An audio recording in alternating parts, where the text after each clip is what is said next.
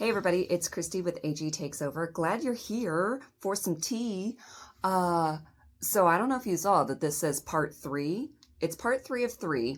A few months ago, I asked you all, so friends, talk to me. What are some controversial topics in the doll collecting community? And I specifically meant AG, though I didn't say that. So I'll be looking at this through the lens of an American Girl doll collector. So if you missed the first two, part 1 was in May, part 2 was in June, this is in July. And as you can see, it's being sign language interpreted. I am an interpreter, so I try to do those videos once a month. I know at least one subscriber who is deaf benefits from from the interpretation. If you are interested, all of the ASL interpreted videos are in one playlist, so you can go to the channel and just look on the playlist and click on the one that says ASL interpretation. Yeah, I'm going to dive in. So I wanted to put this here, 1, to say hey, and 2, because it's just going to drop you into like question 37 or something crazy like that. So yeah, it'll be abrupt, but in 4, 3, 2, 1. All right, number 33. These just go on and on. So much tea. My tea ran out like a while ago. The Tenny / Gabriella debate. Okay, so the next few are less about controversy among collectors and more about controversies over the decisions that American Girl has made, that the community of collectors is like, no, we're all kind of in agreement that this wasn't good. So that kind of controversy. The Tenny Gabriella debate. These are also kind of like some oldies but goodies. It's an older one, but it is one of the bigger controversies in American Girl lore, so I'm not surprised to see it mentioned. It has been covered so many times by so many people that I don't want to cover it in depth here.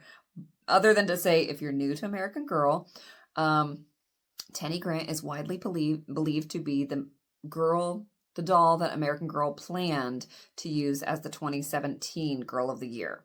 However, in what most collectors recognize as a rush decision motivated by fear of backlash of another white Girl of the Year, the company recycled Truly Me 47 and gave her a slapdash collection containing an essentially recycled bed and a way smaller collection than Tenny had when she was released, just a month later. My notes say an hour later. A month. I know better. Like a month or 2. The fact that she remains American Girl's only Black Girl of the Year, and she felt like an afterthought or a rushed job to tick off some diversity box, is a very sore spot for many collectors. I will say I wonder about her books. They are good, and good books can't be written last minute. So there had to be some plan already in place for a girl in Philly who takes hip-hop and is into spoken word poetry. Like, what was that girl? The one from the books. Like, what was she supposed to be originally? Was she supposed to be a later Girl of the Year or a contemporary doll? And what was she originally supposed to look like? Like, I don't know. I agree. There seems to have been a last-minute switcheroo to make Tenny a contemporary doll alongside Z Yang and Logan Everett. But what was the original plan for Gabriella's stories if Tenny was supposed to be Girl of the Year 2017? If anyone knows the answer, let me know in the comments and cite your sources so I can learn more, because I do not know, and I really like Gabriella, and I like her books, so I would like to know. Number 34, perma panties. This is another oldie but a goodie, kind of legendary, actually. So this has been covered ad nauseum, so I'll be brief. In February of 2017, American Girl announced that they were switching to a doll torso that would basically have sewn-on panties as an integral part of the doll's body. Customers, to put it kindly, hated it. This was before I started collecting. There was so much outcry that American Girl reversed that whole move like 3 months later. Announced it in February, said, okay, we'll stop it in May of 2017. Of course, the dolls remained on their shelves and in circulation for a lot longer than that. But yeah, it is a great example of when Karening was wielded for good, if you ask me. I don't hate them. I think it's nice when customer feedback shapes company decisions and not bigoted ways. I don't like it when it works in favor of bigotry, as we'll see in a future topic. All right, 2017, last of these, like the 3 older ones in my book. From 2017 to, or it says 2017 eyes. I think I just said 2017. Like, yeah, everybody knows exactly what happened then. A lot happened then. In addition to the perma panties, from 2017 to 2019, American Girl used a different kind of eyes in their dolls. They are often referred to as the 2-part eyes because the sclera and the iris were separate pieces of plastic. Most people simply call them the bad eyes because they don't like them. The main complaint about them is that they give the dolls a downcast look.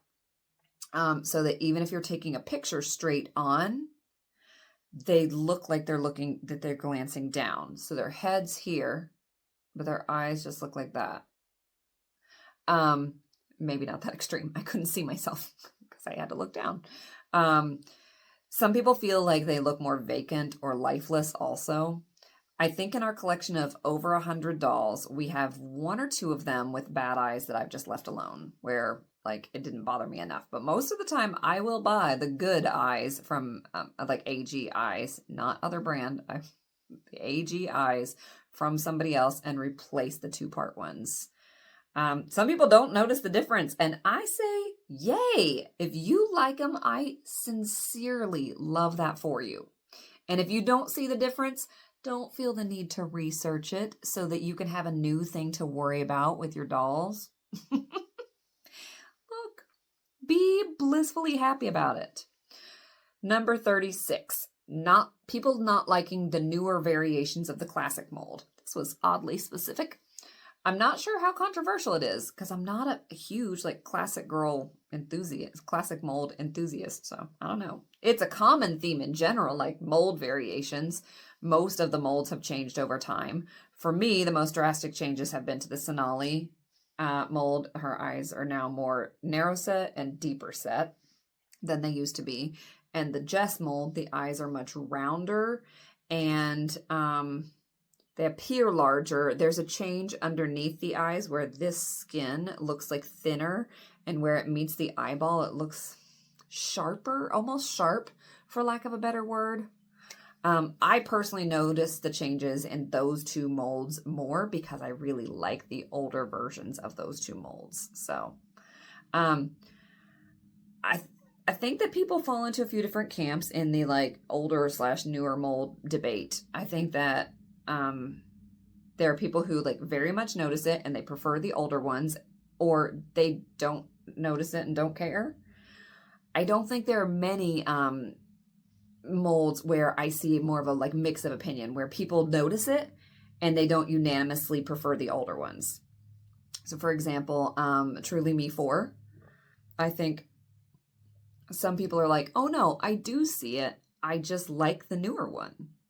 I'm actually one of those people. I generally like the newer, it's not new, the newer Truly Me 4 mold. And classic molds, actually, I think some people do prefer the newer ones. I don't ever hear anybody say, I prefer the newer Sonali mold. They might say, I don't care.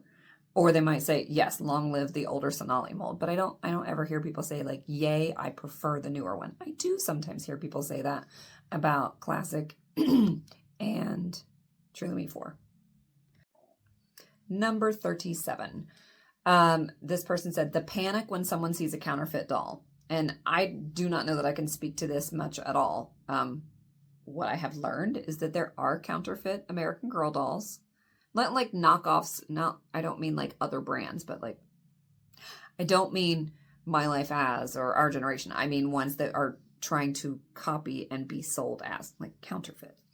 A subscriber that I chat with every once in a while on Instagram is very interested in the counterfeit American Girl dolls and sent me a lot of information about them, like enough to possibly warrant a separate video. But the Cliff's Notes version is that in like 2001, 2002-ish, there were several different types of counterfeit American Girl dolls being passed off out in the world. And I guess the controversy of the topic comes from a few places. Like Mattel has allegedly blamed counterfeits when there were considerable defects or issues with its own dolls. Like, ours would never. That must be a counterfeit. Some people don't believe that the counterfeits are fake. They're like, nope, that's not a counterfeit. That's just a real doll. You don't know what you're talking about.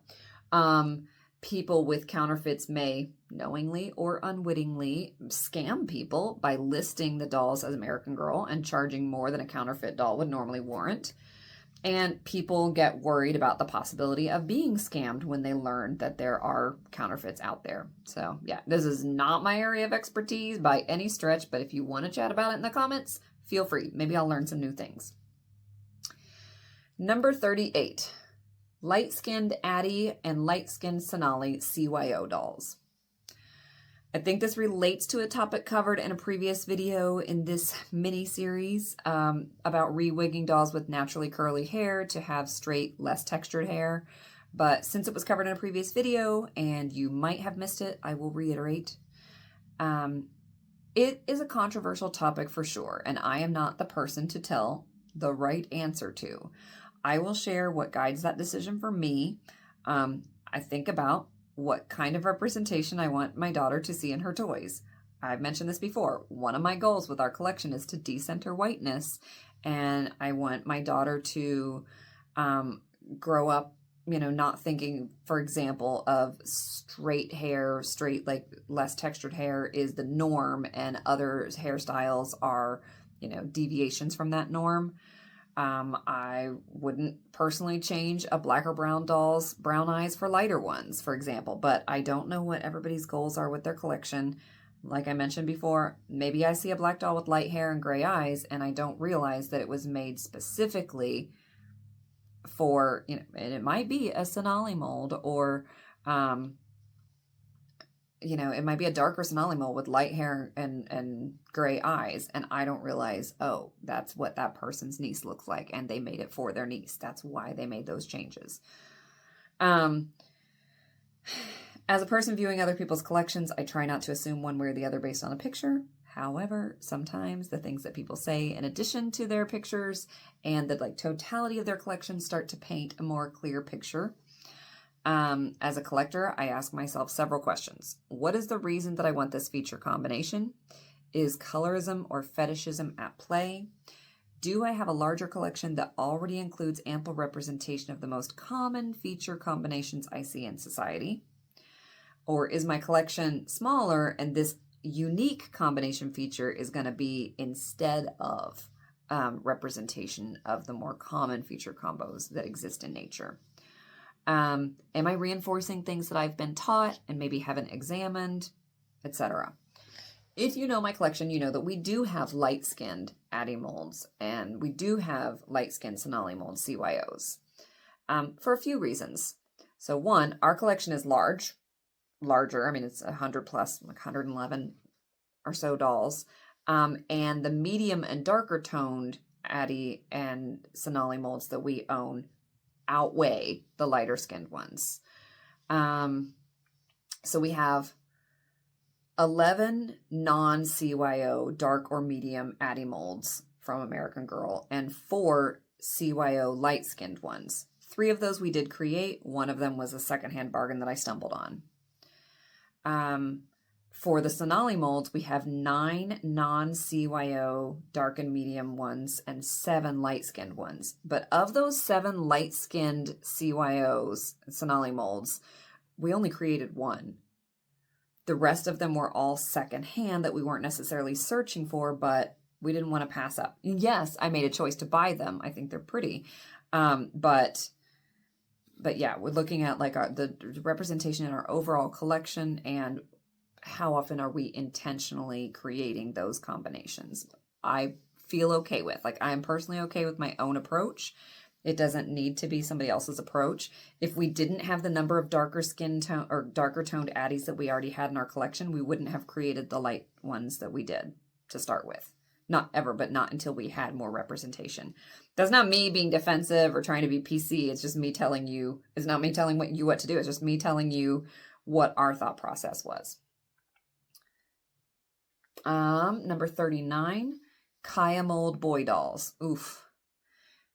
Whoever submitted this string of topics, Like, definitely picked ones that are both controversial and totally not in my wheelhouse. For anyone brand new to American Girl, Kaya is the only Indigenous doll that American Girl has ever created. She was released in 2002, and she was unique in having her mouth closed with no teeth showing. This was based on input from the advisory board or the advisory council that helped shape Kaya's character. 15 years later, in 2017, American Girl released Logan Everett, the first boy from the doll company, or the first boy doll from the company. They used the Kaya mold. And then in 2018, they released 4 more boy dolls as part of the Truly Me line. They all had closed mouths, no teeth showing, and thicker eyebrows. And again, they used the Kaya mold. So I don't know if there is a general consensus among Indigenous American Girl collectors.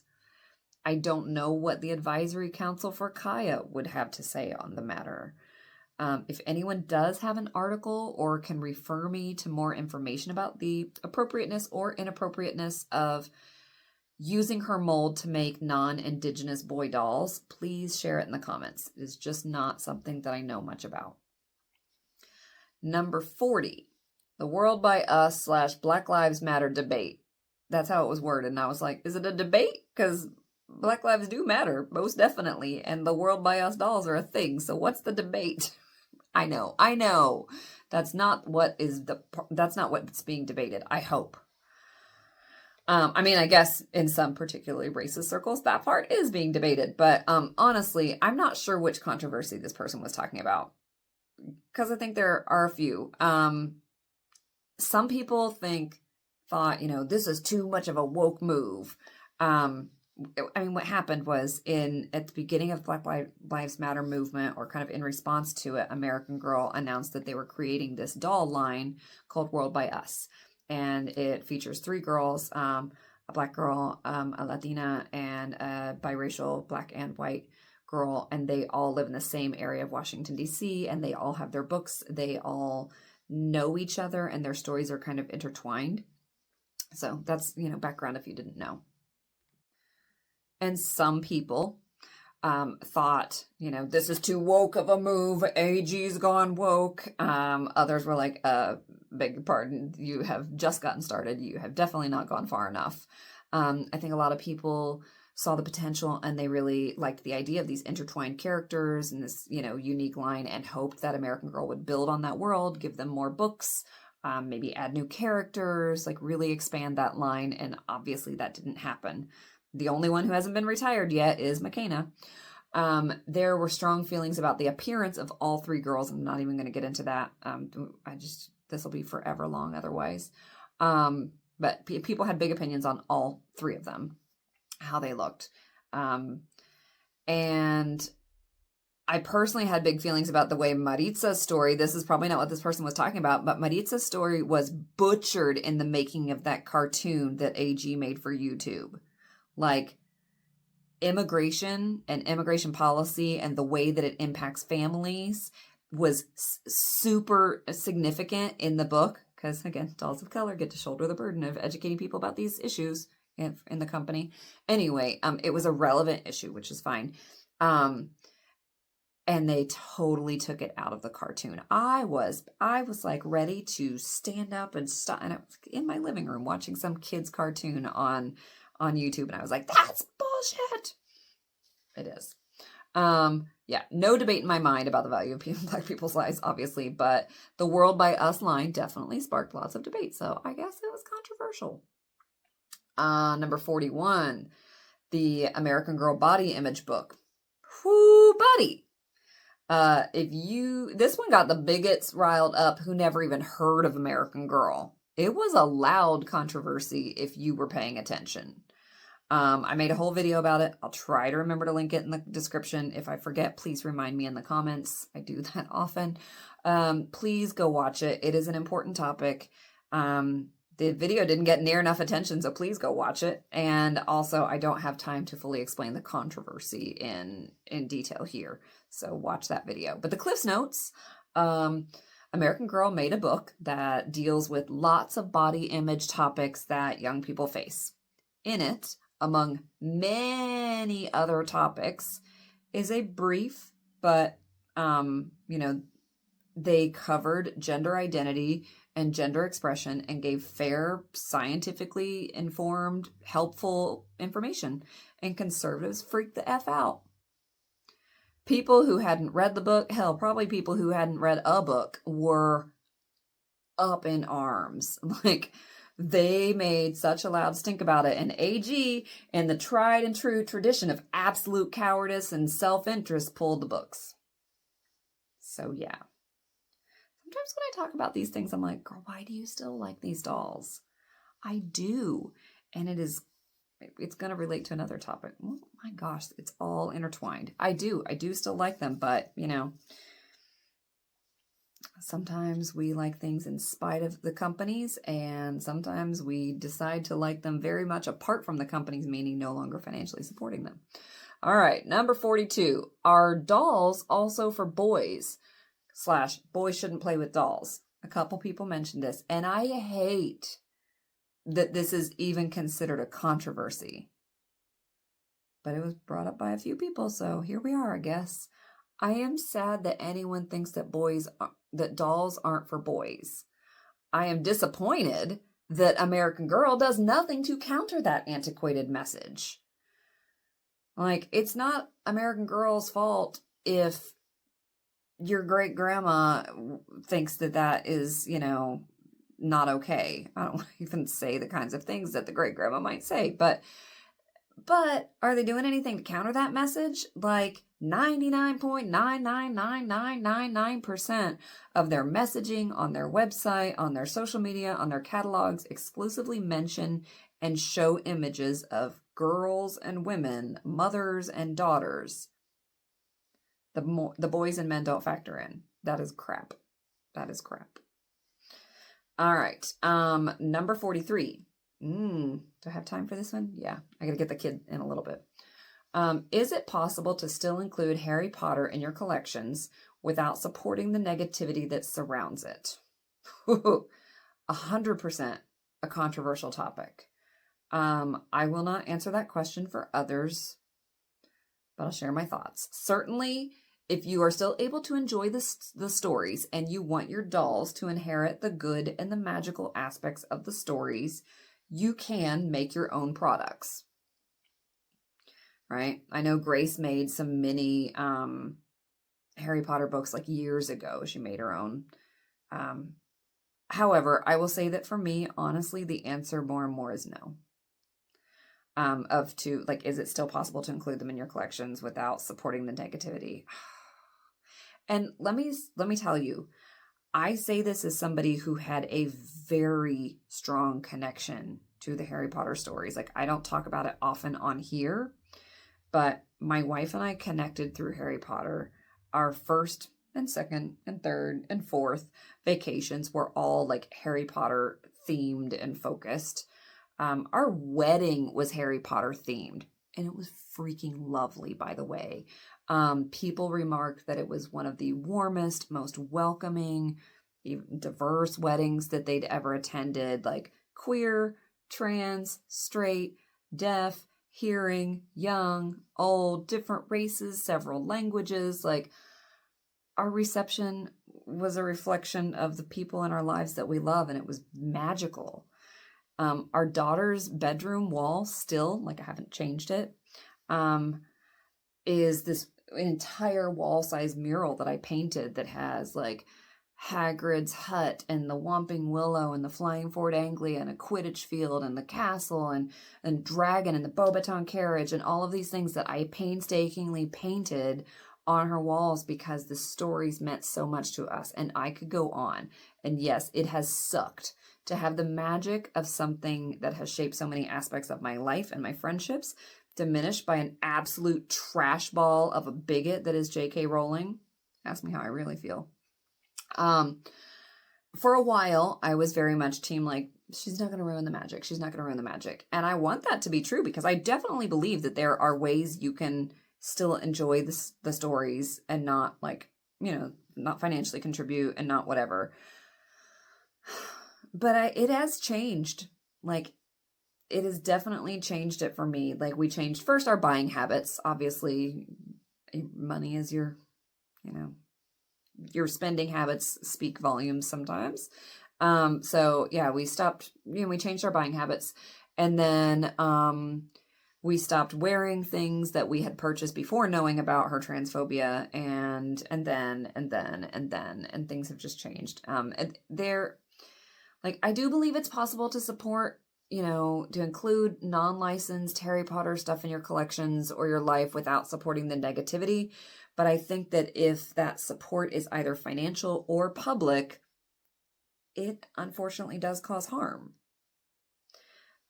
And I think that the stories will always mean something for me. I do understand others feel the same way. But for me personally, the well-being and safety of trans people is important, and J.K. Rowling is actively harming them. So I do what I feel like I gotta do. Next is number 44. 44. Is it possible to add collector-created Native American or First Nations characters into our doll collection appropriately? This can go for any culture, heritage, or ethnicity when creating characters within our collections but they said, this is all one person's comment, but Indigenous groups specifically come to mind as there is such a lack of true representation. I am not the one to answer this question, obviously. But I agree that it is a controversial topic. I think Kirsten, my friend over at This American Girl Reads, gives some good advice about, she has a video that came out about just like building characters and backstories and things like that in general, personalities for your dolls. And on the topic of building personalities for them that involve things outside of your own culture or direct experience, she has some questions of like, ask yourself this, and just some advice to help people avoid, recognize and resist stereotypes when they're creating those backstories. So I will try to remember to link her video in the description. But if I forget, please remind me, and feel free to add any other discussions in the comments, whether that's an article or a video or some other format you want me to check out or others to check out. All right. I've only got 2 more. Yes, I'm going to get through with this before I have to pick her up, if I do it quickly. All right, re-releases. This is number 45. Some are happy to get the chance to get new things without like a crazy secondhand price. Some say they're original and boring. That's the controversy. That's what this person said. So yeah, it is a controversial topic. I think that people have big feelings about the differences in quality. Some people don't love the re-releases because they would rather just have more original outfits. Like, give me more new stuff. Don't give me stuff that you've already made. And others are like, I don't mind them. I'm fine with the re-releases, but could you make them ones that are harder to find? Like, think less birthday release and more Molly's Route 66 outfit or Kirsten's baking outfit, please. And given how the company has shifted priorities in recent years, I think that some people are just happy to see any love being given to the historical line. They're like, fine, shut up. Look, they're remembering they have a historical line. Don't say anything. And I do think that there are a lot of people who are really big on the resale value of their collection, and they, especially like resellers, but also collectors, who aren't resellers. I think they feel like, I don't want them to lower the value of these things that I might sell in some future. Like, if they remake the Kirsten's baking outfit, will the value of mine drop? Personally, I'm all for the re-releases. If I don't care about the outfit, whatever. And I am here for new historical outfits. But yeah, I don't know. Feelings are mixed in the community. Last one was a slid in. I was planning on making this video today, and then the person added this morning, and I was like, oh, I can tack it on here. I'd already written all my notes, but sure. The dumbing down of AG. That's number 46. I feel like the assumption was kids used to be smarter. One, unfortunately, it might be a reasonable assumption. I don't know. No, they're not inherently less smart. Like, the education is changing, and we do have cause for concern. But I think this qualifies as controversial. American Girl has been making fewer books for all of its named characters, like for a while now. And historical dolls used to get their core 6, plus mysteries, plus short stories.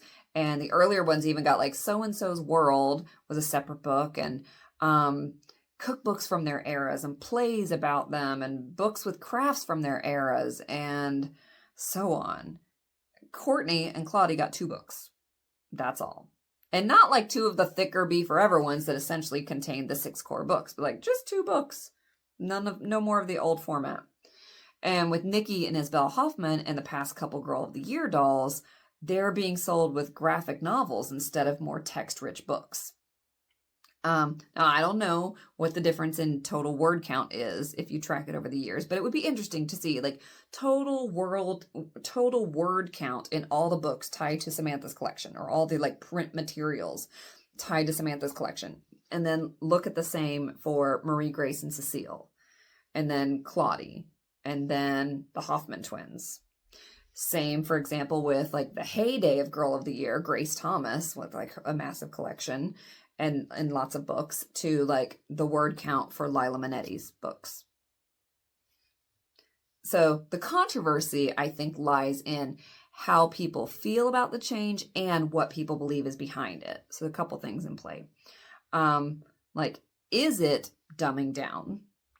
Is it an effort to be more accessible, to make reading more accessible to people with dyslexia or ADHD or whatever? Is it just about penny pinching? Like, we don't want to have to pay the authors to make all these books. Like, it's just cheaper to throw some pictures in there and make real, short book, call it good. Is it because they lowered their target age from 8 to 6? So they're trying to make it a different reading level. I don't know. Most of us weren't in the room where it happened, so we cannot say definitively. But feel free to let me know what you think in the comments. And that is a wrap. Oh my gosh, I talked for an hour and 45 minutes, and my tea ran out like at 30. So I hope you enjoyed it. Z has gotten the finger combing of a lifetime over here the whole time, and I'm going to go pick up my kiddo. I hope that you enjoyed these videos, and I will see you back real soon. Take care.